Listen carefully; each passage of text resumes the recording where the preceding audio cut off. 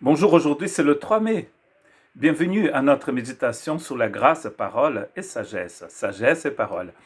Et je voudrais lire donc dans Proverbes chapitre 9, verset 6. Quittez la stupidité et vous vivrez, et marchez dans la voie de l'intelligence. Marchez dans la voie de l'intelligence. Il y a plusieurs façons de marcher dans ce monde, et Dieu nous propose de marcher dans sa sagesse d'une façon complètement différente.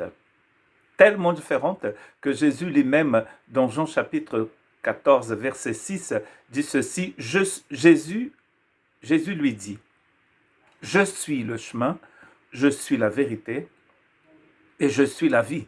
Nul ne vient au Père que par moi. La façon dont que Dieu nous propose ici dans l'Évangile, c'est de marcher en Jésus-Christ. Car Jésus-Christ est le chemin, la vérité et la vie.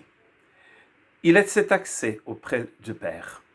Cela, c'est de marcher avec intelligence, de marcher en lui, de recevoir sa parole, de recevoir sa vie, de recevoir son agapé. Comme nous voyons souvent que Dieu veut déverser son agapé dans notre cœur. Il nous propose cette façon de marcher.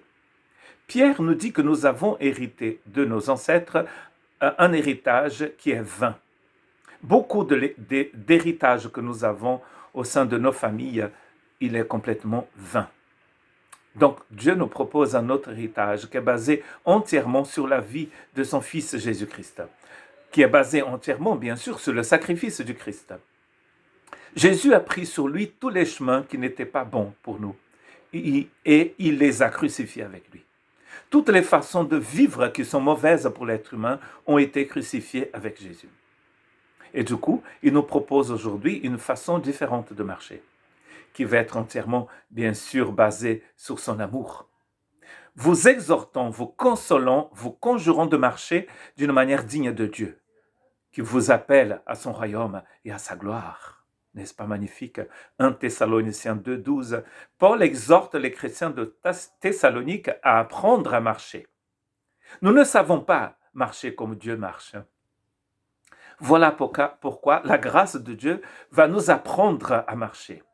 Nous allons marcher bien, marcher d'une façon intelligente. Et l'intelligence ici, bien sûr, selon Dieu. Parce que ce texte que nous avons lu de Proverbes vient du même texte où la sagesse invite les gens à venir manger chez elle. Ne soyez pas insensés, elle dit. Marchez d'une façon intelligente. Et Paul est en train de dire aux chrétiens de Thessalonique que Dieu les appelle à venir à son royaume et à sa gloire. Qui parle gloire parle lumière. Explosion de lumière. Jésus nous invite à marcher dans la lumière. Et ça, c'est une façon intelligente, car quand nous marchons dans les ténèbres, le texte nous dit que nous ne voyons pas où nous allons. Nous ne voyons pas le chemin. Nous ne voyons pas les dangers qui sont sur la route. Et Dieu seul sait que notre vie est remplie d'embûches, remplie de soucis, remplie de dangers.